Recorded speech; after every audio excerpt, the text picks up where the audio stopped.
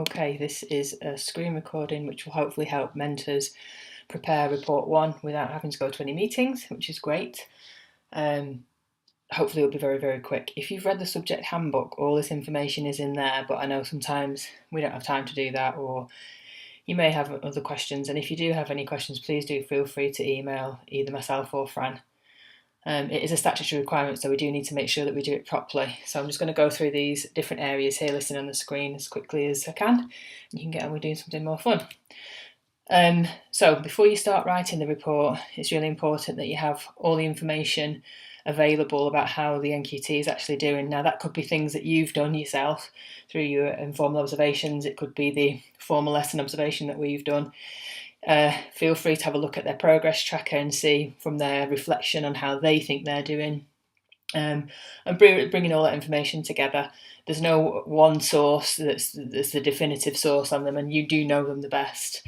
There's also a task which we asked to be done as a springboard to kind of discussion about how they've progressed over the term. If you go into the progress tracker and scroll up down to the right, what you'll see is one of the final tabs called Standards Matrix, and in there every teaching standard's listed with kind of a continuum of how they might be doing.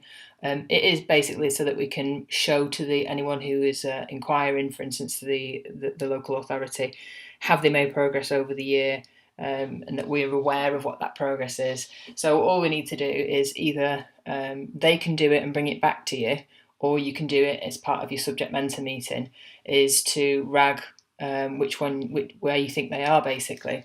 The column here discussed with mentor, that's really to ensure that there is some discussion between you and them about it. We have had in the past a few NQTs who haven't really been able to realistically look at how they're doing, and they've really graded themselves way below where we think that they sit. So there's no need for you to really put any evidence in there or anything really. It's more for them to reflect on. We get reports sent back to us by the appropriate body, which is Blue Coat. They're responsible for all NQTs in Oldham. Signing off the paperwork and administering the paperwork. A very, very common error that people make is they don't save the file with the correct name, and this is just an example of how it should be done. They are dealing with some in the region of 60 to 70 secondary NQTs in a year. And it is really important that we don't lose the information for our individual NQTs. So that's quite an easy thing to do. So the next few common errors are concerning tick boxes. There is a different form for final assessment. This one gives the example of the one that we use for first and second, and it's just a case of putting an X in the right box. Likewise, underneath, that they're making satisfactory progress and that they've had support. So there are 2 boxes that need to be ticked there in the second section, and that's very, very common that people forget to do that one. They are having personalised support and monitoring from yourselves and from ourselves as well. If for any reason the NQT isn't making progress, then probably they'll be on a subject support plan and we will know about it already. But if anyone has any concerns about that or how the progress of the NQT, please do raise that as soon as possible. The next one is the main information. It is really important that the NQT's information goes in there correctly, including their TRN. If you want to, they can fill in that information and send it over to you for doing the comment part later on. There's some information there about the DFE number for school and the correct name for the school and the appropriate body.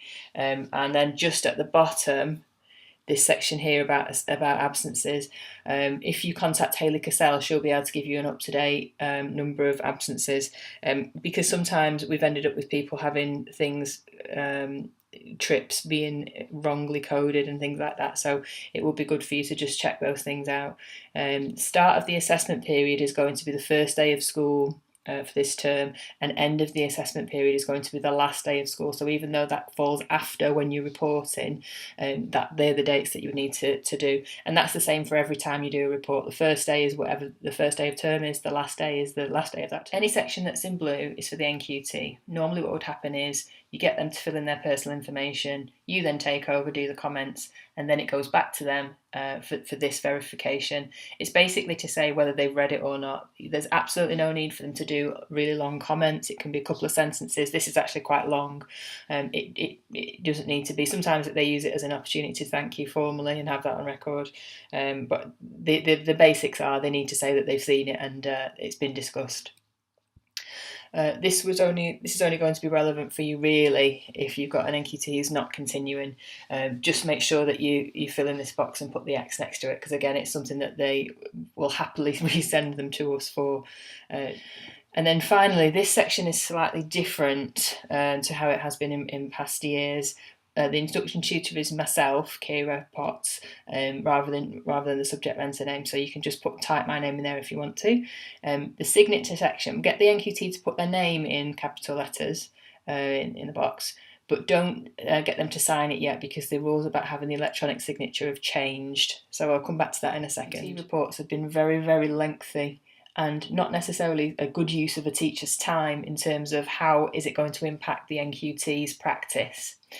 So they've moved towards a model which goes away from this big chunky prose type of report into something along these lines. What they're asking for is for you to make a comment, a general comment based on how they're doing, that they are meeting, they're not meeting, or they're working towards meeting a particular standard. You would then talk about how they've changed since the last report. Possibly they've been working on a specific thing in the last report, or since their report at the end of their training year that you're going to comment on, and then evidence some of their strengths. So they can be literally bullet points about things that they've done, and then you're going to say what they can do next. So rather than that big chunky paragraph that you had before, you're going to be looking at something like this. And in fact, even this here is quite long.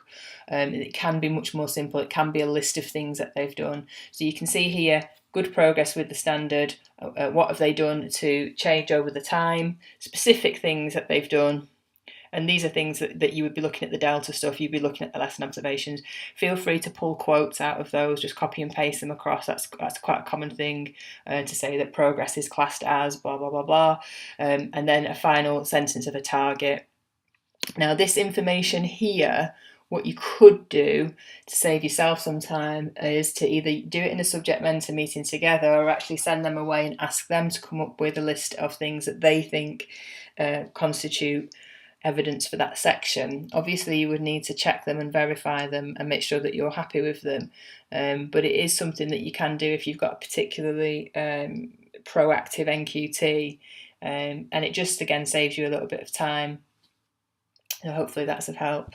And then the last little bit is this is the process really. Once you finish the report, if you finish it and send it to me by the date that's listed in the booklet, I will look at it and Fran will look at it. We'll just be checking it for making sure that the comments make sense, making sure that they're useful. It is a document that's going to be scrutinised by other people outside the school. Once we've done that, we'll send that back to you. That normally takes about 24 to 48 hours, and we've got it back to you as quickly as we can. You then need to print a hard copy, give it to the NQT to sign, and then that will need to be scanned and sent to us. That is a change for this year. That's because they've taken out our option to use the electronic signatures because of the GPDR legislation. We can't hold those anymore. So once you've sent that scan to me, I'll print it off again and sign it with my own signature, and then scan it again and send it to the head. So hopefully that's helpful, and it saved you a little bit of time coming to meetings. If you have any questions at all, please don't wait. Let us know as soon as possible. Thanks very much for everything you do for early career teachers.